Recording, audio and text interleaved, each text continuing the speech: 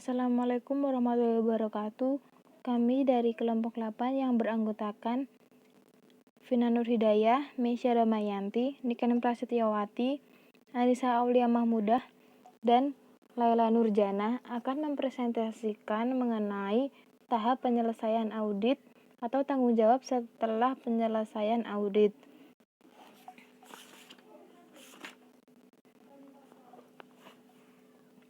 Tahap ini dilaksanakan setelah pelaksanaan audit atas berbagai siklus yang telah dilaksanakan. Tahap penyelesaian audit sangat penting karena mempengaruhi keberhasilan hasil audit, dan keputusan yang diambil auditor selama tahap penyelesaian ini sangat penting untuk mencapai hasil audit yang optimal. Nah, prosedur-prosedur yang diterapkan pada tahap penyelesaian audit mempunyai beberapa karakteristik khusus, yaitu yang pertama, prosedur-prosedur tersebut tidak mengacu ke siklus transaksi maupun saldo rekening tertentu. Yang kedua, prosedur-prosedur tersebut dilaksanakan setelah tanggal neraca. Yang ketiga, prosedur-prosedur tersebut sangat memerlukan pertimbangan subjektif auditor. Dan yang terakhir, prosedur tersebut biasanya dilaksanakan oleh manajer atau akuntan senior yang berpengalaman. Selesai audit, auditor bekerja dengan keterbatasan waktu. Hal ini diakibatkan oleh keinginan klien untuk memperoleh laporan audit secepat mungkin. Meskipun waktu tidak mendukung auditor harus menggunakan waktu yang tersedia untuk membuat pertimbangan profesional dan menyatakan pendapat sesuai keadaan yang sebenarnya.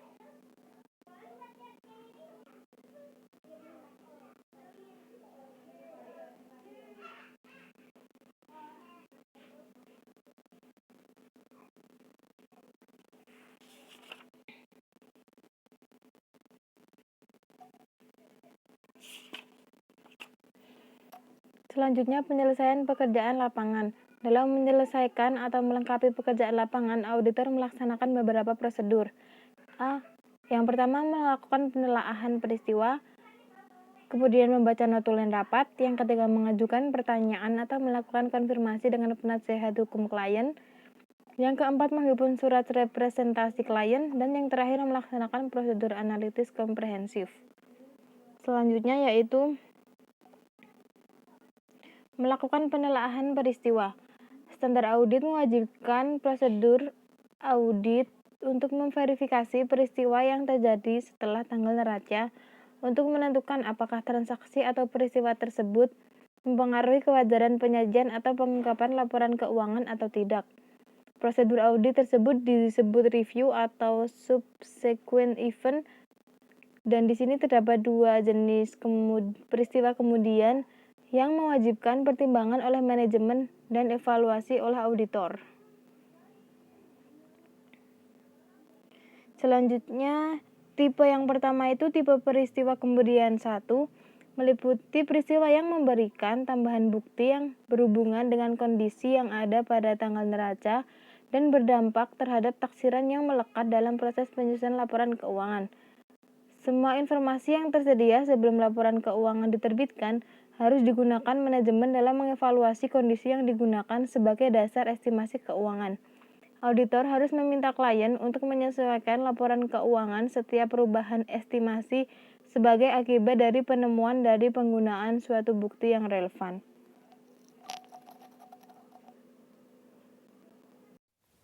Tipe peristiwa kemudian tahap 2 meliputi peristiwa-peristiwa yang memberikan tambahan bukti yang berhubungan dengan kondisi yang tidak ada pada tanggal neraca yang dilaporkan, tetapi kondisi tersebut ada sesudah tanggal neraca.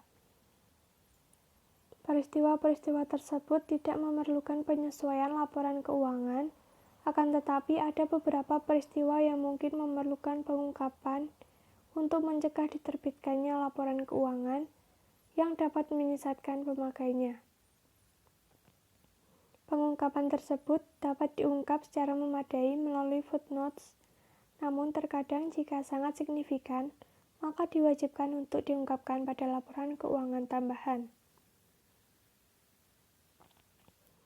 Contoh peristiwa yang dikelompokkan ke dalam tipe 2 Yang tidak memerlukan penyesuaian tetapi memerlukan pengungkapan dalam laporan keuangan adalah penjualan obligasi maupun penerbitan saham baru, akuisisi pada perusahaan lain, tidak diasuransikannya kerugian aktiva tetap yang disebabkan kebakaran yang telah terjadi setelah tanggal neraca, business combination, misalnya perusahaan klien akan merger dengan perusahaan lain, perusahaan struktur modal, pengumuman dividen saham atau dividen kas yang lain dari biasanya, penurunan nilai pasar sekuritas terjadi karena investasi sementara atau penjualan kembali, serta penurunan nilai pasar persediaan sebagai konsekuensi dari kebijakan pemerintah untuk membatasi penjualan di masa depan dari suatu produk.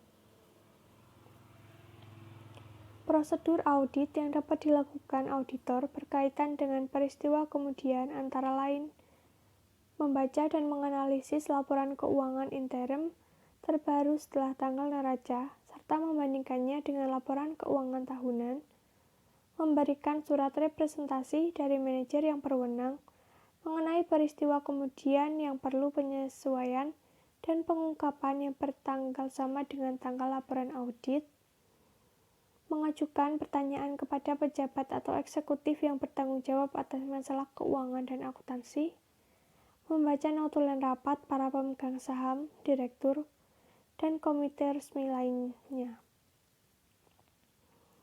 mengajukan pertanyaan kepada konsultan hukum klien mengenai adanya tuntutan hukum, klaim dan keputusan pengadilan, mengajukan pertanyaan kepada manajer atau eksekutif perusahaan mengenai apakah laporan keuangan interim telah disajikan dengan dasar yang sama dengan penyesuaian laporan keuangan tahunan, mengajukan pertanyaan tambahan, serta melaksanakan beberapa prosedur yang dipertimbangkan perlu dan semestinya dilakukan. Hal ini dimaksudkan untuk menjawab pertanyaan yang timbul sehubungan dengan pelaksanaan prosedur, pengajuan pertanyaan, dan pembicaraan yang telah dilaksanakan. Pengaruh peristiwa kemudian terhadap laporan audit ialah kegagalan mengungkapkan peristiwa kemudian dalam laporan keuangan akan menyebabkan penyimpangan dari laporan audit bentuk standar. Auditor dapat mengeluarkan laporan audit sebagai berikut, tergantung materialitas peristiwa kemudian. Pendapat tidak wajar apabila peristiwa kemudian sangat material, dan pendapat menolak memberikan pendapat. Menelaah notulen rapat. Notulen rapat para pemegang saham, direktur, komite resmi lainnya, termasuk komite keuangan dan komite audit, dapat berisi hal-hal yang secara signifikan berkaitan erat dengan audit yang dilaksanakannya, misalnya otorisasi pengeluaran obligasi, otorisasi pengeluaran saham baru, otorisasi pembelian kembali saham sendiri, otorisasi pembayaran dividen, dan otorisasi penghentian jenis produk tertentu.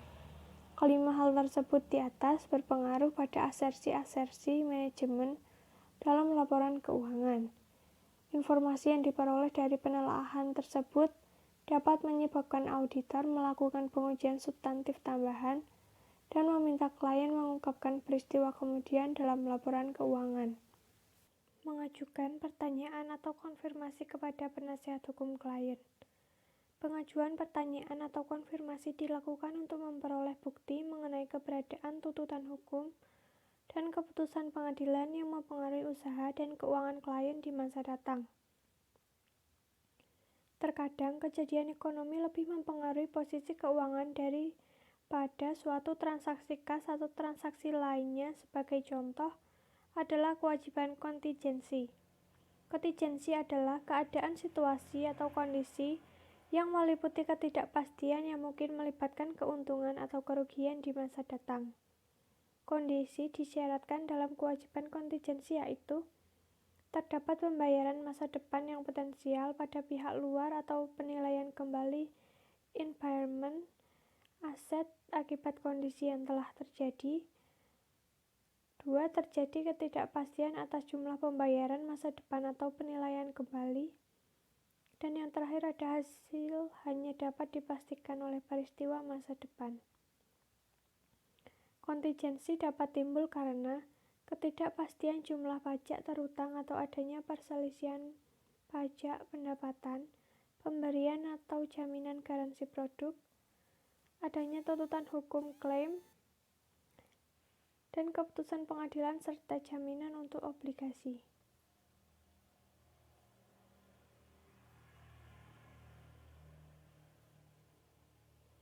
Auditor dapat dan harus melaksanakan prosedur audit, mencari kewajiban bersyarat selama pelaksanaan audit. Pada tahap setelah audit, auditor harus menghimpun bahan bukti tentang tuntutan hukum, klaim, dan keputusan pengadilan.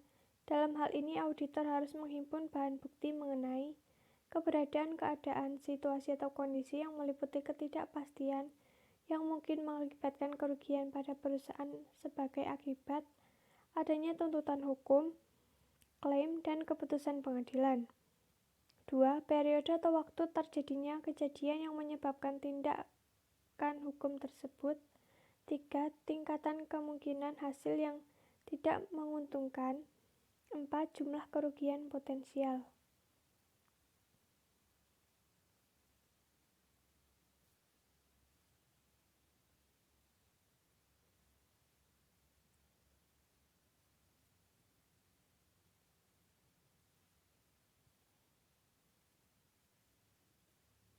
Prosedur yang dapat dilaksanakan auditor untuk itu adalah 1. Mengajukan pertanyaan kepada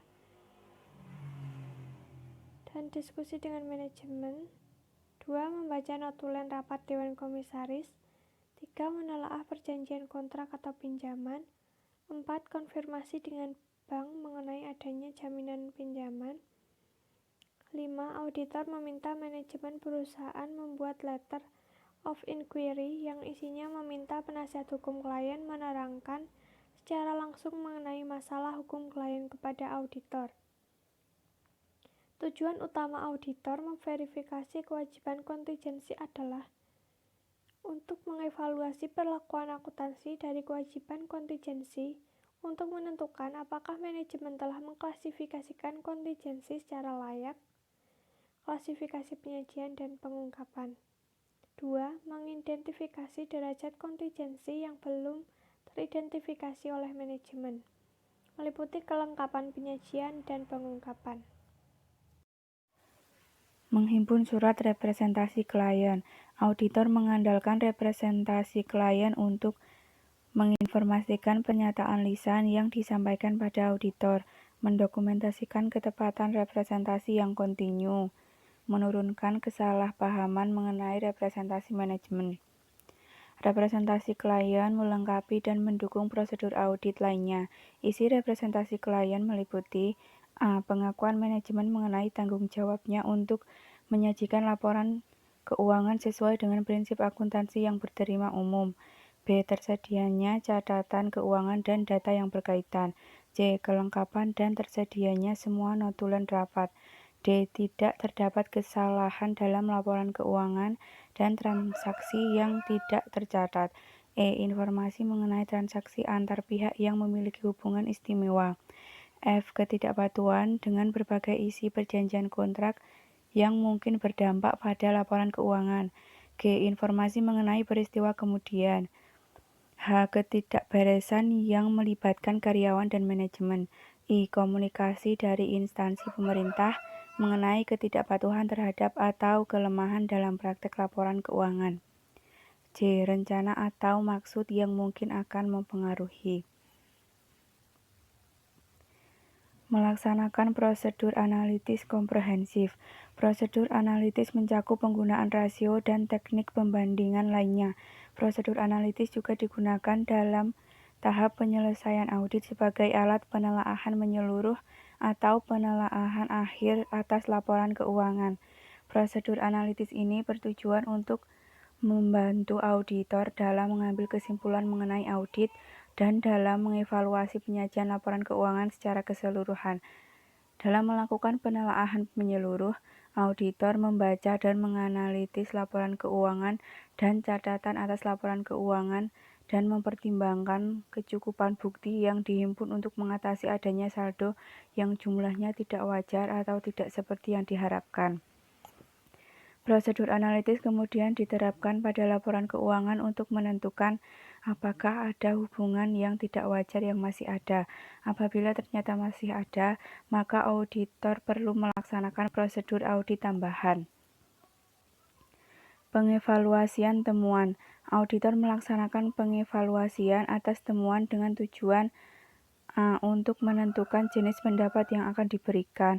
B. Untuk menentukan apakah standar pengauditan telah dilaksanakan dengan baik dalam audit. Untuk mencapai tujuan tersebut, auditor melaksanakan beberapa langkah berikut.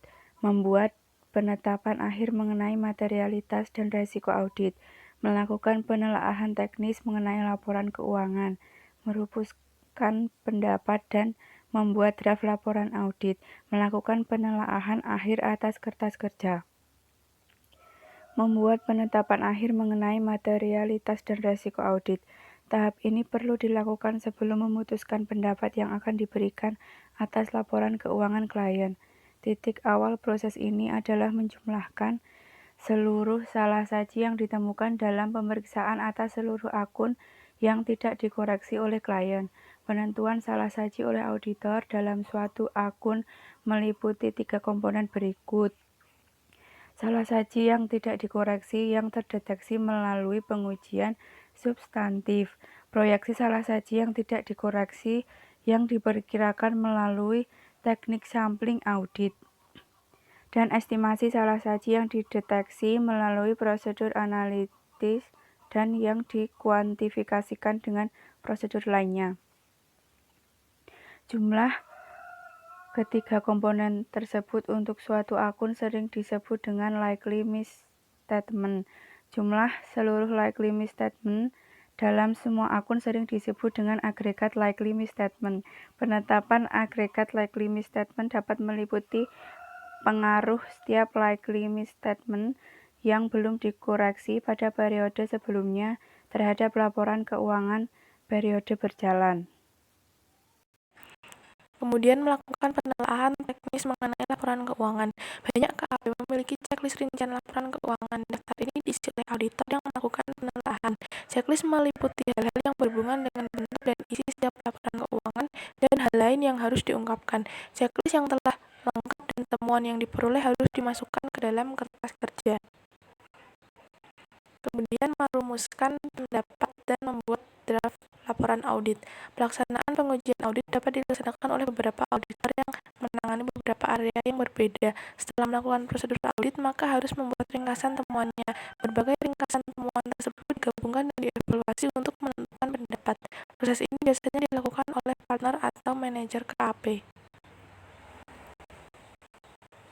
Kemudian melakukan penelaahan akhir atas kertas kerja. Penelaahan kertas kerja oleh supervisor dimaksudkan untuk menilai kualitas pekerjaan yang dilakukan, bukti yang dihimpun, dan kesimpulan yang ditarik oleh pembuat kertas kerja. Penelaahan tambahan terhadap kertas kerja pada tahap akhir dapat dilaksanakan oleh partner maupun manajer.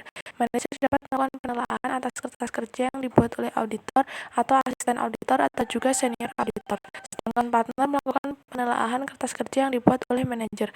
Alasan perlunya dilakukan penelaahan atas kertas kerja yaitu 1. Meyakinkan bahwa pelaksanaan audit telah sesuai dengan standar kinerja yang ditetapkan oleh KAP. Beberapa KAP memiliki kualitas kinerja staf yang bervariasi sehingga diperlukan penelaahan oleh senior auditor untuk menjaga keseragaman kualitas audit. Yang ketiga, mengatasi bias yang sering muncul dalam pertimbangan auditor. Kemudian berkomunikasi dengan klien. Berkomunikasi auditor dapat dilaksanakan dengan komite audit, yaitu komunikasi mengenai hal-hal yang berkaitan dengan SPI klien atau mengenai pelaksanaan audit. Yang kedua, dengan manajemen dapat dilaksanakan melalui manajemen letter. Kemudian komunikasi hal-hal yang berkaitan dengan SPI. Persoalan yang dihadirkan untuk dilaporkan kepada komite audit disebut dengan reportable condition. Suatu persoalan SPI perlu dilaporkan apabila menunjukkan kekurangan yang material dalam perancangan atau pelaksanaan SPI yang berakibat buruk pada efektivitas proses dan sistem akuntansi. Auditor mungkin menemukan kondisi yang dapat dilaporkan melalui pertimbangan atau pemahamannya atas unsur-unsur SPI. dan penerapan prosedur audit terhadap saldo maupun transaksi. Komunikasi ini sebaiknya dilaksanakan dalam bentuk satu laporan tertulis. Laporan tersebut harus mengindikasikan kegunaan audit laporan keuangan adalah memberikan pendapat atas laporan keuangan, bukan menyediakan mengenai struktur pengendalian intern klien. Yang kedua, mencakup definisi reportable condition. Yang ketiga, mencakup pembatasan distribusi laporan. Selanjutnya, komunikasi mengenai pelaksanaan audit dengan komite audit. Komunikasi dapat berbentuk lisan maupun tulisan. Komunikasi dengan komite audit meliputi masalah-masalah tanggung jawab auditor berdasarkan standar pengendalian yang ditetapkan IAI, kebijakan akuntansi yang signifikan terhadap pilihan dan perubahan kebijakan akuntansi serta metode akuntansi yang digunakan, pertimbangan manajemen dan estimasi akuntansi termasuk dasar pertimbangan yang dilakukan, penyesuaian audit yang signifikan yang berdampak signifikan atas proses laporan satuan usaha. Selanjutnya, konsultasi dengan akuntan lain mengenai masalah akuntansi dan pengauditan. Yang terakhir, kesulitan yang dijumpai selama pelaksanaan audit. Selanjutnya, menyusun manajemen letter atau surat pernyataan manajemen. Manajemen letter berisi rekomendasi-rekomendasi yang tidak disyaratkan untuk dikomunikasikan dengan komite audit. Rekomendasi tersebut biasanya berkaitan erat dengan usaha peningkatan efisiensi dan efektivitas operasi perusahaan klien. Manajemen letter menunjukkan pelayanan yang diberikan auditor agar klien puas. Pelayanan ini menunjukkan adanya perhatian auditor terhadap kesejahteraan dan masa depan klien. Pada lingkup audit yang lebih kecil, umumnya auditor mengkomunikasikan saran perbaikan operasional secara lisan daripada menggunakan manajemen letter. Nah, manajemen letter ini dapat mencakup komentar atas struktur pengendalian intern yang bukan termasuk reportable condition, kemudian sumber daya manajemen seperti kas, persediaan, dan investasi, kemudian masalah perpajakan. Selanjutnya ada tanggung jawab setelah audit. Yang pertama ada peristiwa kemudian yang terjadi antara tanggal laporan audit dan tanggal dipublikasikannya laporan audit. Jadi sebenarnya auditor itu tidak bertanggung jawab untuk menemukan hal-hal yang mempengaruhi laporan keuangan auditan setelah tanggal laporan audit. Apabila kejadian ini timbul, auditor perlu mempertimbangkan apakah perlu ada pengungkapan atau penyesuaian laporan keuangan. Apabila auditor menetapkan perlu penyesuaian atau pengungkapan dan manajemen menyetujuinya, maka auditor dapat mengeluarkan laporan audit bentuk baku. Nah, auditor dapat menggunakan penanggalan ganda atau dual dating. Yang kedua, ada penemuan fakta-fakta baru. Auditor sebenarnya tidak bertanggung jawab setelah audit selesai untuk menemukan fakta-fakta yang ada, tetapi tidak diketahui pada tanggal laporan audit. Apabila penyelidikan auditor menunjukkan adanya fakta-fakta baru dan auditor yakin bahwa informasi tersebut penting bagi keandalan laporan keuangan, auditor harus mengambil langkah-langkah untuk mencegah pemanfaatan di masa datang atas laporan audit. Nah, langkah-langkah tersebut yang pertama, memberitahu klien bahwa laporan audit tidak dapat lagi dikaitkan dengan laporan keuangan. Kemudian yang kedua, memberitahu badan yang berwenang seperti Bapepam bahwa laporan audit tidak dapat diandalkan lagi. Kemudian yang ketiga, memberitahu melalui badan berwenang Bapepam kepada setiap individu yang diketahui mengandalkan laporan keuangan bahwa laporan audit tidak dapat diandalkan lagi. Nah, ini merupakan contoh dari laporan audit mengenai penemuan bukti atau fakta-fakta baru. Nah, dengan dilampirkannya laporan audit mengenai penemuan fakta baru tersebut, ini bertujuan untuk meningkatkan kinerja suatu perusahaan. Kemudian selanjutnya ada penemuan adanya prosedur yang tidak dilaksanakan. Nah, penemuan adanya prosedur audit yang tidak dilaksanakan dapat diketahui melalui yang pertama pelaksanaan program pengendalian kualitas KAP, yang kedua pelaksanaan peer review. Seperti yang sudah dijelaskan tadi, auditor itu tidak berkewajiban melaksanakan prosedur audit setelah laporan audit dikeluarkan. Jadi meskipun seperti itu, karena ada potensi berkewajiban dan masalah hukum, auditor perlu melakukan konsultasi dengan pihak berwenang untuk menentukan tindakan yang tepat. Nah, sebagai contoh, auditor tidak melaksanakan penelaahan notulen rapat dan verifikasi kesesuaian saldo. Meskipun demikian, auditor dapat menyimpulkan bahwa konfirmasi jangka panjang adalah memadai untuk memperoleh bukti asersi keberadaan atau keterjadian, hak dan kewajiban, serta penilaian atau pengalokasian utang jangka panjang. Apabila kesimpulan yang diambil adalah negatif, auditor harus mengambil langkah-langkah untuk mencegah pengandalan atau pemanfaatan di masa datang atas laporan audit. Langkah tersebut sama dengan langkah yang dilakukan pada kejadian adanya penemuan fakta-fakta baru. Sekian presentasi dari kelompok kami. Apabila ada salah-salah kata dalam menyampaikan materi, kami mohon maaf. Wassalamualaikum warahmatullahi wabarakatuh.